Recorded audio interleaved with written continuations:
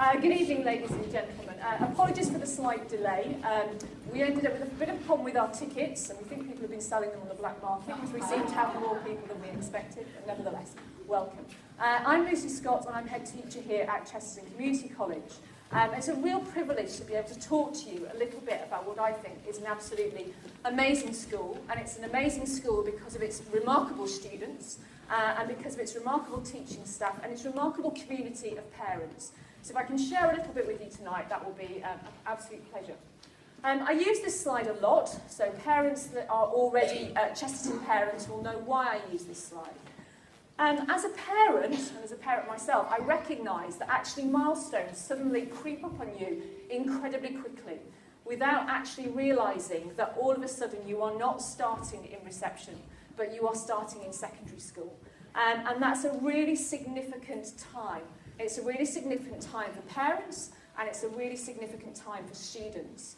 And 5 years, 60 months, and we can go all the way down, go very, very quickly. And therefore, it's really important that you make the right choice. And right choice means all sorts of things. And what I basically mean by right choice is something that feels right for you. So if you don't like Chesterton, that's absolutely fine. The really important thing is that what you hear about it chimes with you and your child and your values and your hopes and aspirations. The key thing that we want to achieve, really, is happiness. We want our students to be happy, and we want them to leave us being happy because we've given them lots and lots of choices. That they are fulfilled, and fulfilled in every sense. Fulfilled because they can participate in lots of activities, and fulfilled because they leave having made really good progress. And it's really important for us that students, whatever their starting points, succeed whilst they are with us at Chesterton. I won't linger on our results, but I will share them with you. They are impressive, and the reason they're impressive is because they have been a continual improvement year on year, and that's really important to us. What we don't want to do is have peaks and troughs, and have some years that are great and some years that aren't. We want every year group to be as successful as they possibly can be. And there's some great things to point out there. We look at our computing results, our drama results, our triple science results, and obviously our English and maths results. The absolute key to students moving forward and making progress with their lives. I'm very happy for you to make comparisons with any other school. That's not what I'm about. What's really important for me is that I can talk about Chesterton and say that we did our best, that the students in our care really were successful, and successful for them. 79% of students achieved 5 A star to C, including English and maths, a very important benchmark because it allows them those choices going forward. 36% of students achieved 5 or more A star and A grades. And this is really important to us. 42% of all GCSE grades were an A or an A star. I won't go into the sort of minutiae of Progress 8, which is the new government measure, but I will say that the national average is 0. And everything above that, 0.1, 0.2, is an improvement, and our Progress 8 score is 0.6. And we're really pleased with that. It means that students are making progress and better progress because they're here at Chesterton. And our SEN students have a Progress 8 score of 0.4. So we take all of our students really seriously, as I say, regardless of starting points. And our Attainment 8 score is 5.9, probably means very little, but it basically means that students in their best 8 subjects were just off a B grade. So again, it really is about students performing as well as they can. You can't read that, I apologise, it looks all right on the screen. This was a letter from Nick Gibb that we received this year. No political affiliations, you don't always want to receive a letter from the Conservative government. But this particular letter was saying that we were one of the top 100 non-selective state schools in the country for our results. And we were really pleased about that. Pleased about that for our students, pleased about that for what it said about the work that is happening within Chesterton. And what's most important is that actually all of that academic work can happen in an environment which is also fun and enjoyable. These were the same Year 11s that I've just been talking about on the day of their Leavers picnic, when they were signing their shirts, and they were really just revelling in the fact that they had been Chesterton students. So to return to what it means to be a Year 7. So we're Year 7 arriving at Chesterton. One of the key things that we want to do is make sure that actually what happens in the classroom is exceptional. That's really, really important to us. This photo was taken this week, and it's not taken in a PE lesson. It was actually taken in a Year 7 science lesson. And the whole idea of the lesson was to actually understand how we breathe, how we actually function, how our body works, and to actually make sure that that teaching and that understanding of that topic was really brought to life. And one of the key things that we really focus on at Chesterton is the quality of teaching and learning. We want it to be really innovative and really creative. This is a picture of our Apex. You may have seen that because the English departments are up there. It's a 360-degree learning space. You can write on the walls. You can work in groups and share your ideas. And you can reconfigure the furniture. So you can actually sit in a group and you can work in a group. Or you can do your presentations. And it's really to make sure that our teaching is as vibrant as possible. One of the real strengths that we have is that our teachers are really interested in pedagogy. They are really interested in how students learn, and they are fascinated by their subjects as well. This is a group of our teaching staff at lunchtime, at a voluntary session, giving up their time to work on developing resources, to work on honing their own practice. And that happens every week at Chesterton. So we have lunchtime CPD sessions, we have Monday faculty meetings, we have what we call our 15-minute forum, where we actually have people sharing ideas, and we also have twilight sessions. So we have sessions happening after school where people are focused on what they are doing in their classroom. And we also try and bring people in. We don't want to just be Chestertonised. This was Leah Kirkman who came in to talk about how to improve your lessons, how to make your lessons fun and engaging. You will be aware that technology is an integral part of what we do at Chesterton. This isn't a new thing. For the past 4 years, students have had iPads, and they've been a really significant development for us. They don't change a boring lesson, I will absolutely say that. But what they do is create a really great platform for really 21st century learning, for students actually to access resources that are absolutely personalised to them, and also to be able to create resources for themselves that look really inspiring and engaging. And it's made a real difference to the way in which we teach. It's been very interesting. We've hosted lots of different visits. We recently had a visit from somebody called Lord Knight, who works for the Times Educational Supplement, all about innovation. And he was really intrigued by the way we'd managed to embed technology without it being forced into lessons, but actually was improving students' learning. So that's something we're really keen to continue to develop. What I do recognise is that some parents, and maybe even some students, are a little bit worried about that sort of digital lifestyle, about how actually you can still retain those traditional skills and be able to write fluently, for example. This is an example of one of our feedback tasks. These happen every half term, where students do assessments on what they've learned during the course of the half term. And these are handwritten assessments focused on students' fluency of thought, fluency of writing. And it's really important to us that that's embedded in the curriculum. And as parents, it's important that you can see these things too. So after the first half term, students get their iPads, and we have something called our Seesaw app. And what you can do with that is it allows students to take a photograph of the work that they've done, so their assessment or any work that they're proud of, and that gets emailed directly to you. So you can see that in real time and what students have achieved. We are very keen on that parental communication, and we're working very hard to make that communication as live as possible, because we recognise that often parents get information half term after something has happened. So one of the things we have been developing is something our Chesterton reporting system, and you'll be able to log online and actually look at how your child is doing in various subjects at any time that you want to do that. To return to our curriculum, one of the key things we want to do, as well as making lessons really exciting, is to make them a really real-life experience. So we do an awful lot of activities which actually help to bring the curriculum to life. This is an example this academic year of a fieldwork trip for geography. Examples of our battlefield trips for history and for English. language exchanges, and bringing in external visitors, really, really important to us. Cambridge is a remarkable resource, and I think sometimes by virtue of being in it, we forget how remarkable it is. And we are one of the strategic partners with the Cambridge Museums to really engage with them on their education programme and make that available to students. This is an example of some students involved in a coding competition.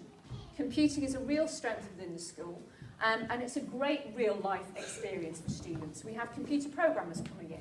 We have software companies that we link with. We have people who give us free material because of the stuff that we are developing. And in terms of science, we have a great science club that happens every week, and that brings in researchers from the university who share the research that they are currently doing with students.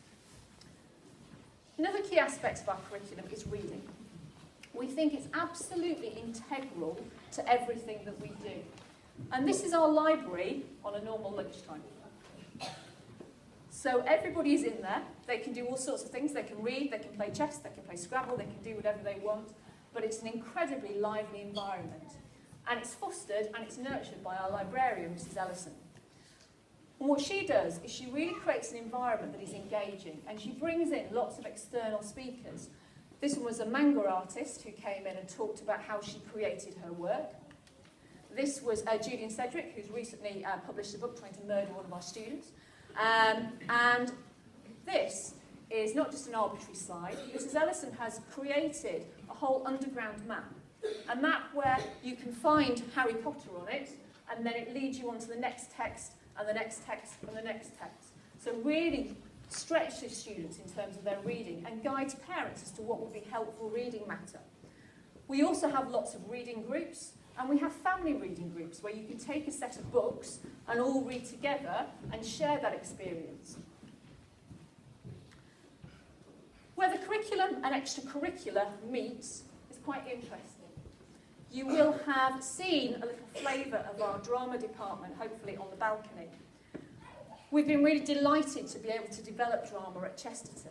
Had a great appointment as a head of department, and there is a real sense of pride in our performances, and really challenging performances. You know, we've had Shakespeare, we've had Pinter, we've had Brecht, we've had performances that are really stretching and challenging students.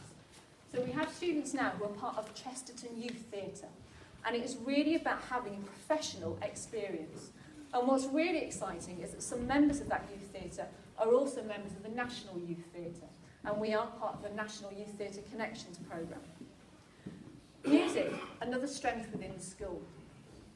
A real keenness to develop classroom musicians, so it doesn't matter if you already play an instrument. We have drumming, we have a samba band, we have a ukulele band, we have choirs, lots and lots of different things happening. We have our jazz band, I think that may be a photo of you, gentlemen. And we have our West Road concerts, a really great opportunity for our orchestras, our ensembles, our choirs to perform at a really high level, and our St. John's concert as well. And art. We really want to try and make the experience of being at school a beautiful one. And the environment needs to be beautiful, and it needs to be as inspiring as it can be. This was a work from one of our former Year 11 students. I use this often because I think it's a beautiful painting. And we try and exhibit in a way that is really professional, that allows students to show their work in the best possible way, an inspiring way.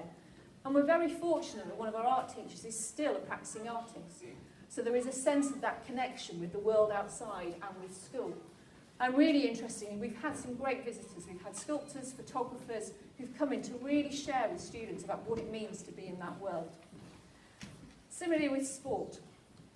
Our sport provision is really inclusive in the first instance. This was a great opportunity for students who'd never participated in rowing and were given an opportunity to be part of a programme that developed not only the skill but being part of a club.